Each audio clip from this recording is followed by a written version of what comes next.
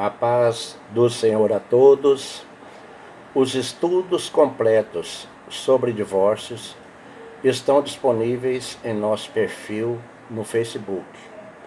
Primeiro, estudos sobre divórcios, os quais vêm se tornando comum entre casais, inclusive cristãos. Estudo número 1. Toda relação sexual sem que haja casamento legal é pecado.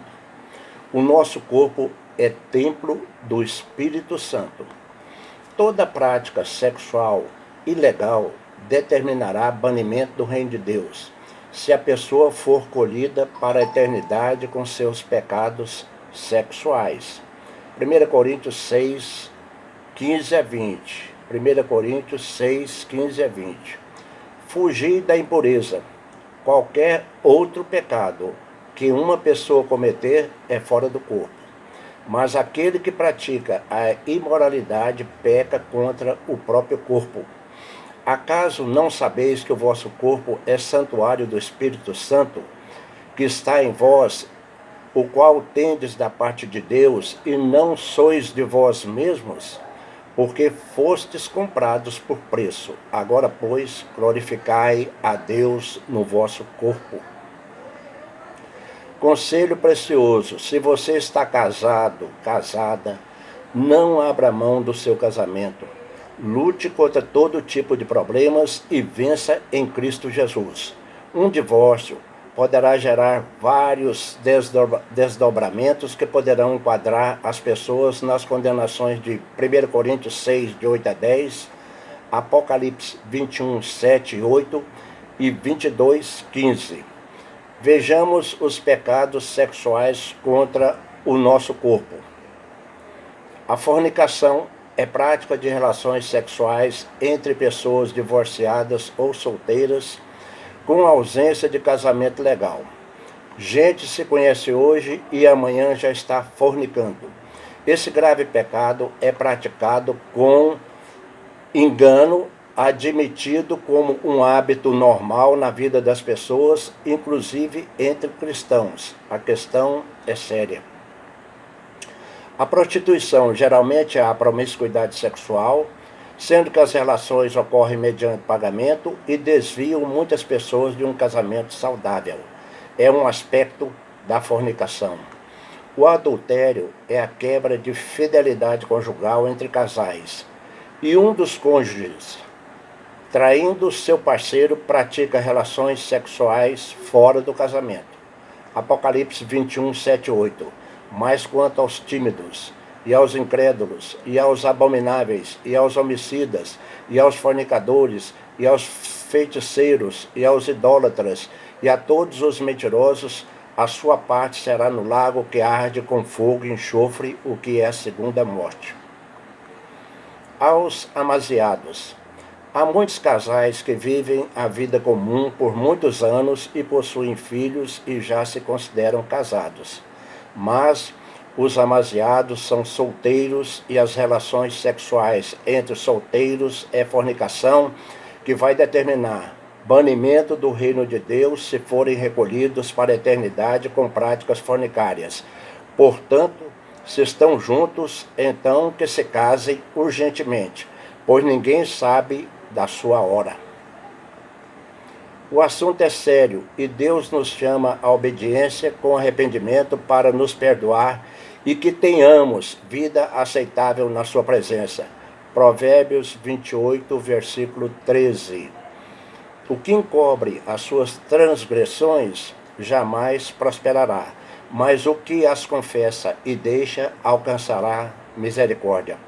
Todo pecado, exceto blasfêmia contra o Espírito Santo, são perfeitamente perdoáveis. Basta o arrependimento com pedido de perdão a Deus. A Bíblia declara que Deus odeia o divórcio. Malaquias 2, versículo 16. Pois eu odeio o divórcio e também odeio aquele que cobre as suas vestes com violência. Afirma o Senhor dos Exércitos. Por isso procedeis com sabedoria, não sejais infiéis. Milhões de pessoas estão andando em pecados de fornicação, prostituição e adultério.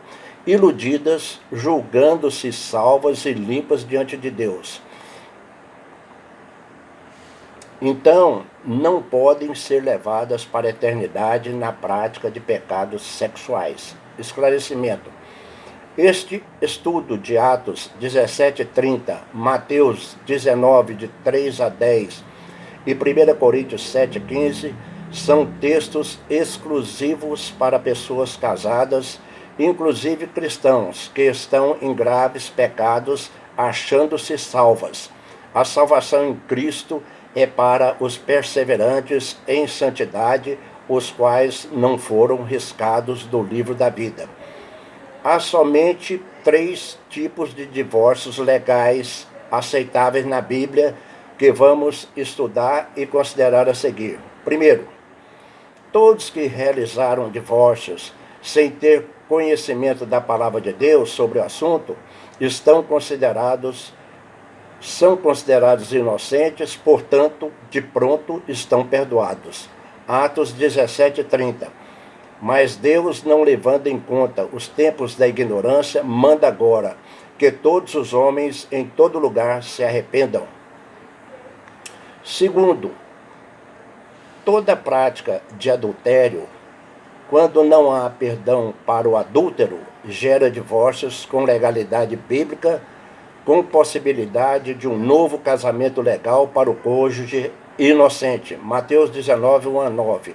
Jesus disse: eu, porém, vos digo, quem repudiar sua mulher, não sendo por causa de relações sexuais ilícitas, e casar com outra, comete adultério.